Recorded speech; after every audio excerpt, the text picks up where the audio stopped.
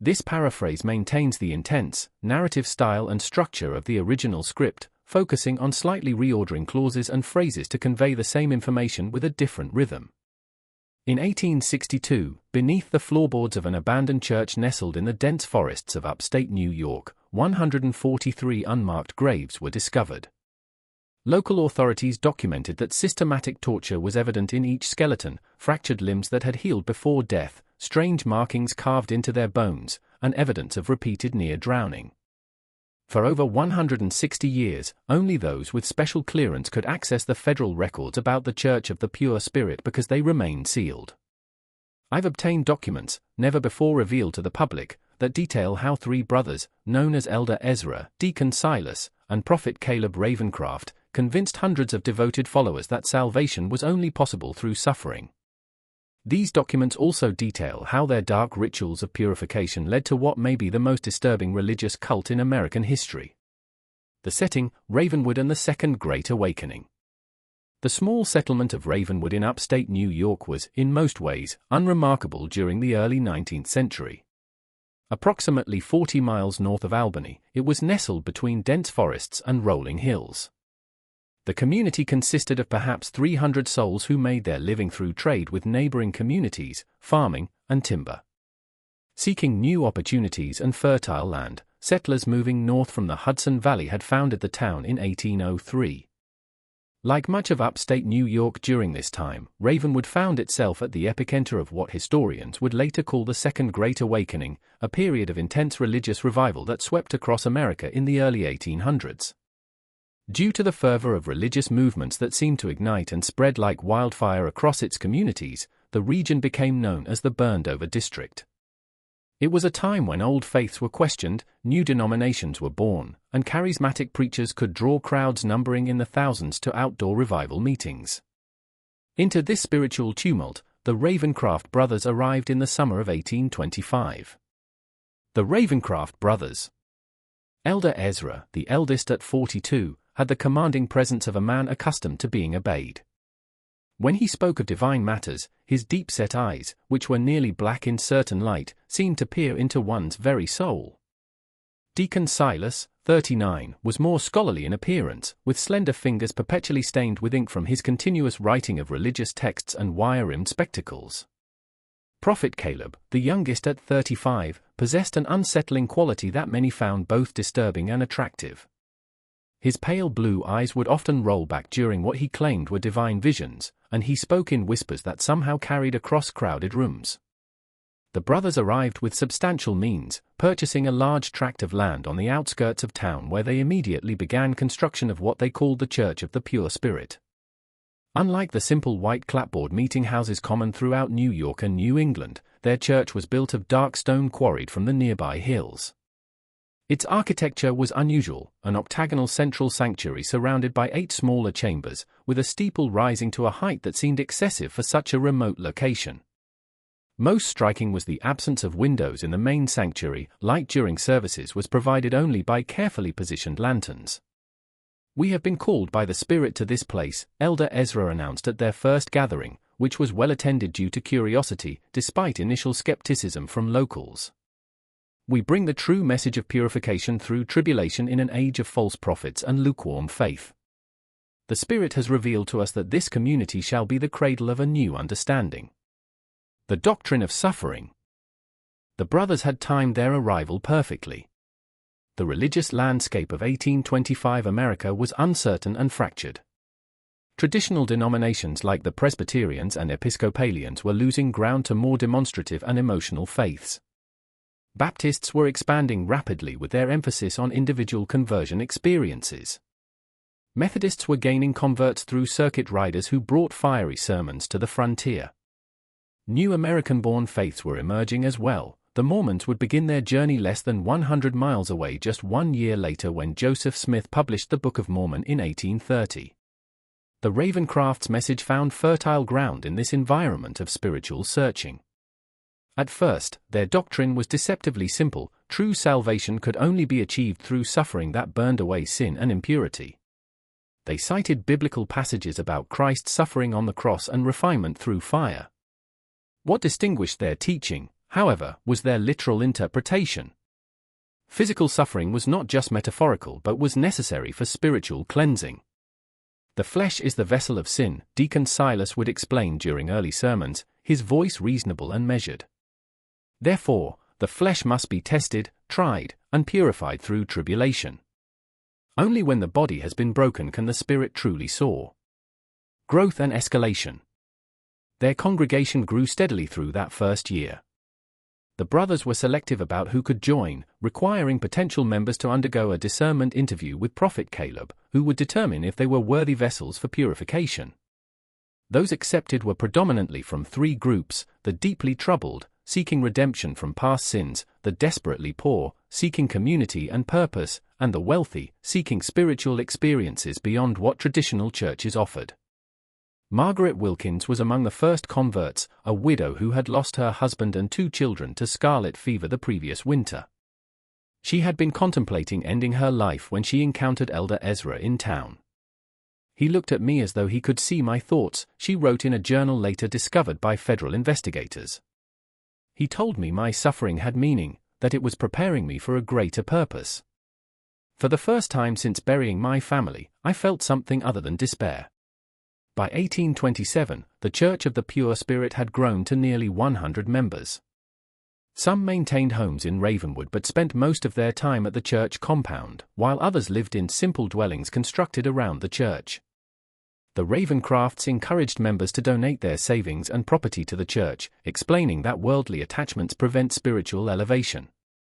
The most devoted followers were invited to become vessels of the Spirit, a special status that required them to undergo more intensive purification rituals.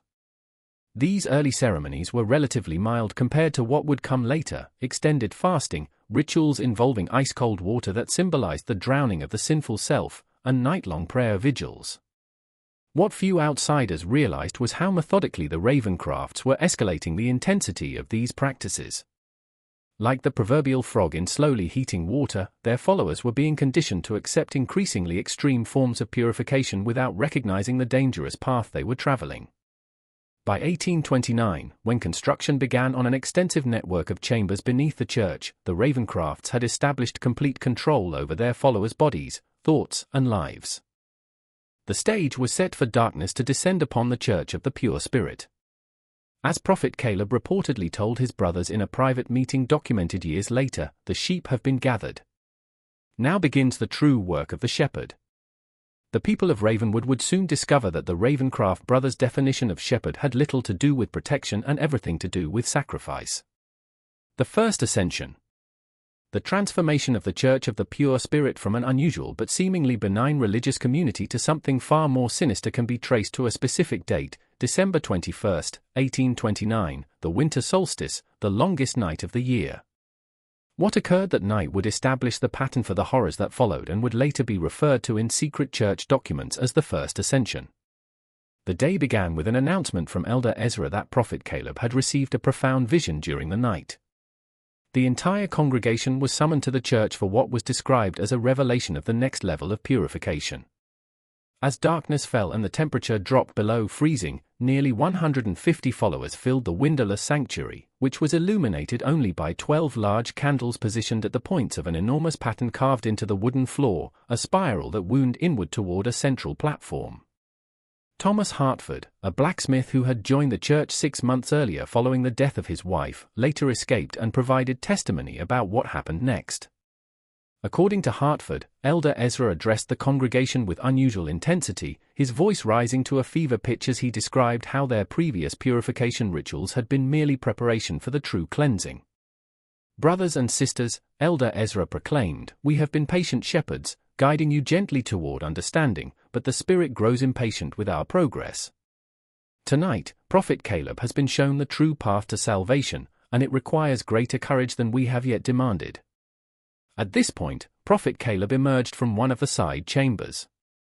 Witnesses described him as appearing transformed, his skin unnaturally pale, his movements jerky and uncoordinated, his eyes rolled back to show only whites. He began to speak in what he claimed was the tongue of angels, a series of high-pitched wails and guttural sounds that echoed through the sanctuary. Prophet Caleb collapsed to the floor after several minutes of this disturbing display. When he rose again, he spoke in his normal voice, but with an authority and cadence that many found mesmerizing. He announced that the Spirit had selected 3 members of the congregation for the honor of First Ascension: Sarah Pembroke, Michael Collins, and Rebecca Winters. "The Spirit has found you worthy of elevation," he called out. The 7 trials of purification. The 3 individuals, all relatively recent converts to the church, were led to the central platform by Deacon Silas. What followed was described by Hartford as a ceremony unlike anything I believed possible among civilized people. Each of the 3 was stripped to their undergarments despite the winter cold. They were then bound to wooden frames that had been constructed in the shape of inverted crosses. Elder Ezra explained to the congregation that inverting the sacred symbol was not blasphemy but rather represented the necessary reversal of fortune, from comfort to suffering, from pride to humility, and from life to death to rebirth. For the next several hours, the Ravencroft brothers subjected the 3 chosen ones to a series of torments they called the 7 trials of purification.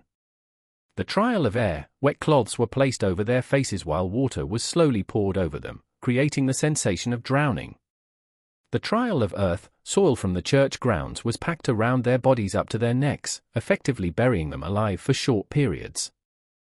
The trial of fire: heated metal implements were pressed briefly against their skin, leaving burn marks in specific patterns. The trial of water: they were repeatedly submerged in ice-cold water until they lost consciousness, then revived. Hartford's testimony becomes fragmented when describing the final 3 trials, as he admitted to having vomited and nearly fainted during the proceedings. What is clear from multiple accounts is that throughout these tortures, the 3 victims were encouraged to embrace their suffering as a divine blessing. Whenever they screamed in pain, the congregation was instructed to chant, "Through suffering comes purity. Through purity comes elevation." Most disturbing was the congregation's response. Hartford reported that while some members looked away or wept quietly, many appeared entranced, watching with expressions of ecstasy or reverence. The Ravencrofts had spent years conditioning their followers to associate spiritual advancement with pain, and now that conditioning bore its terrible fruit. The Ascension. Near dawn, when the 7 trials were complete, the 3 victims hung limp on their frames, barely conscious, but still alive. Elder Ezra announced that they had been emptied of sin and were now ready to be filled with the pure Spirit. What happened next would haunt those who witnessed it for the remainder of their lives. Prophet Caleb approached each victim and placed his hands on their heads, whispering into their ears. According to Hartford and one other witness who later spoke to authorities, the 3 victims suddenly convulsed violently, their bodies arching against their restraints with such force that bones could be heard breaking. Their eyes flew open, bulging and bloodshot, and they began speaking in the same strange language Prophet Caleb had demonstrated earlier. By sunrise, all 3 had died. Elder Ezra proclaimed them successfully ascended and declared that their souls had been so thoroughly purified that they had been accepted directly into heaven, bypassing judgment. Their bodies, he explained, were merely empty vessels now to be revered as holy relics. The 3 corpses were not buried immediately. Instead, they were placed in one of the newly constructed chambers beneath the church, laid out on stone slabs where congregation members could view them and pray for similar elevation. According to church records later seized by authorities, these were the first of what would eventually become hundreds of bodies stored in the catacombs beneath the Church of the Pure Spirit. Aftermath and acceptance. The morning after the first ascension, several congregation members quietly packed their belongings and fled Ravenwood. Thomas Hartford was among them, though he would not speak of what he had witnessed for many years, believing no one would believe such horrors possible in Christian America.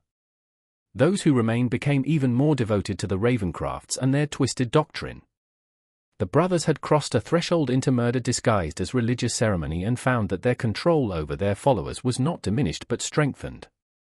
Within the Church of the Pure Spirit, death had become a sacrament.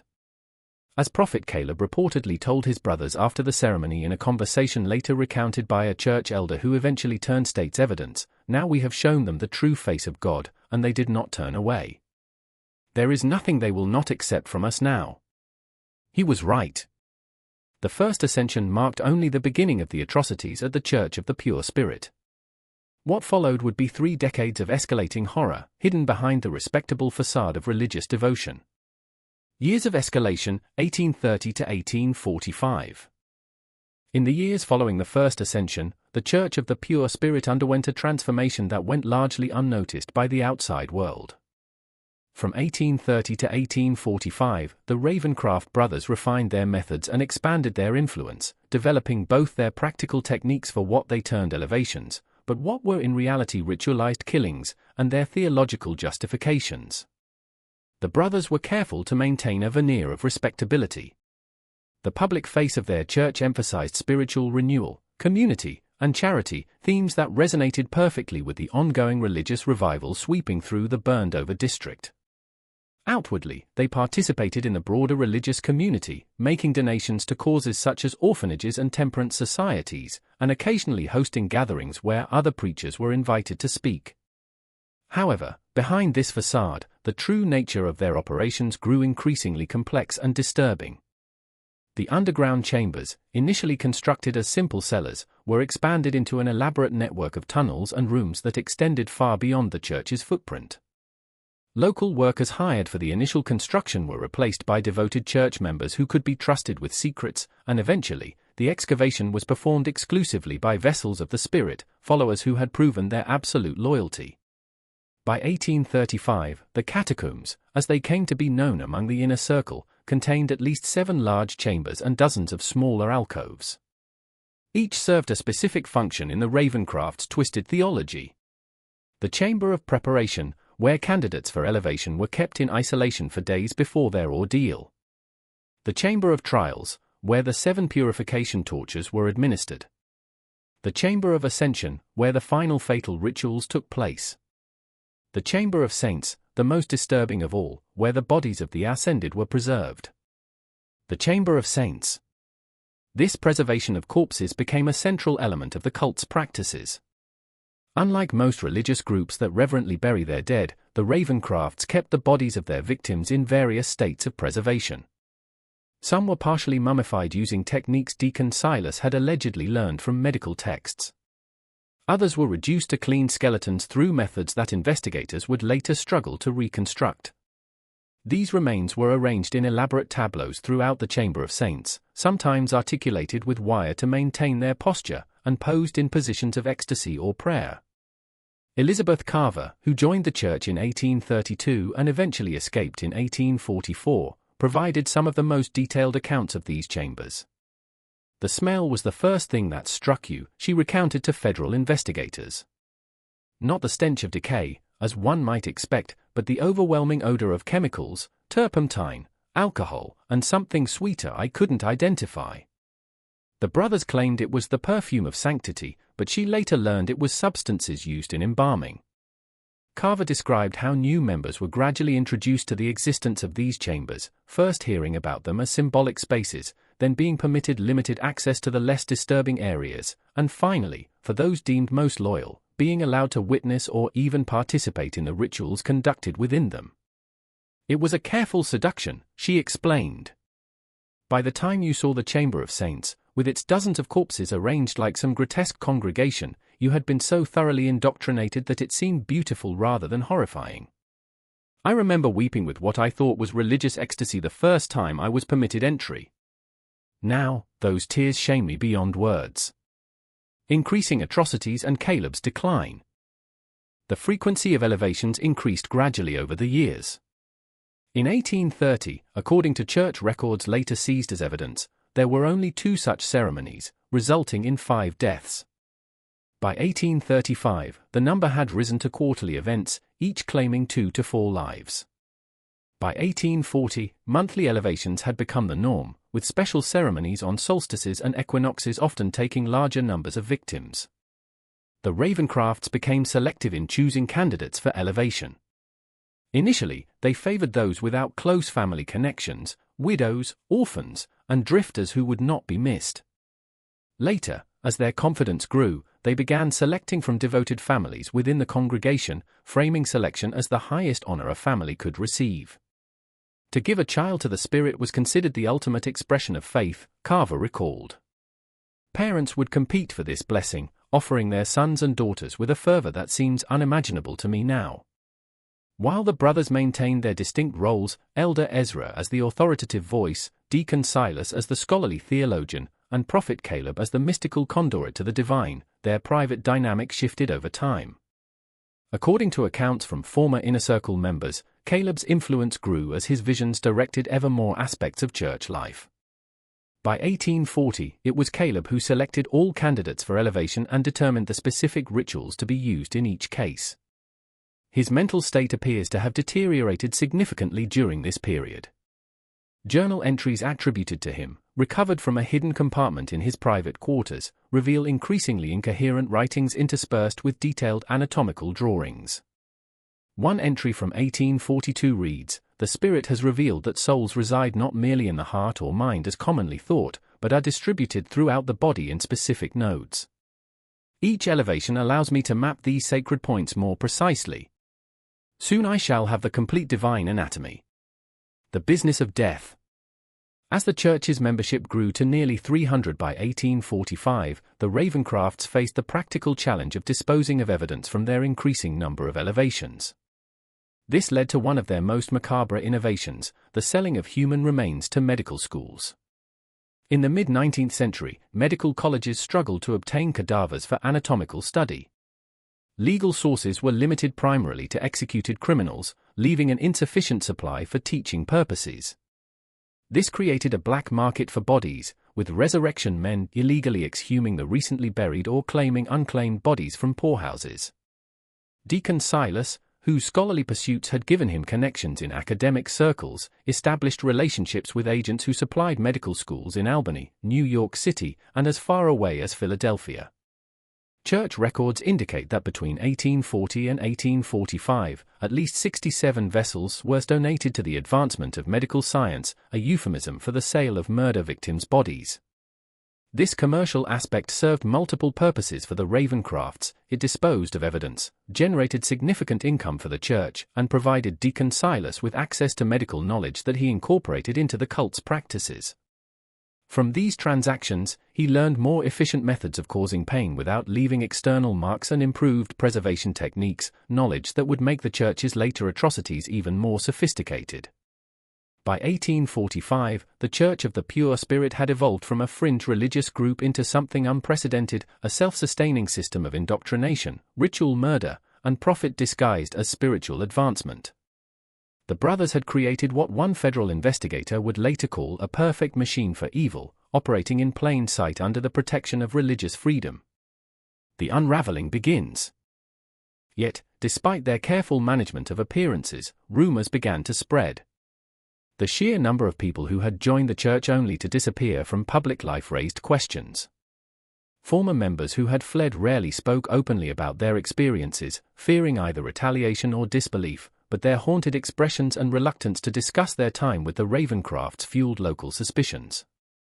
It was these growing murmurs, combined with an unexpected discovery by a postal inspector investigating financial irregularities, that would eventually draw official attention to the quiet horror unfolding in Ravenwood.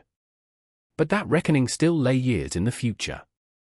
For now, the Church of the Pure Spirit continued its dark work, its true nature hidden beneath layers of religious respectability and the fervent devotion of followers who had been taught to see murder as the highest form of worship.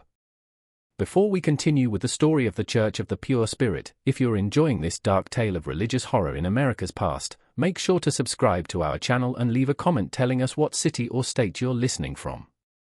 Your support helps us bring more of these forgotten historical nightmares to light.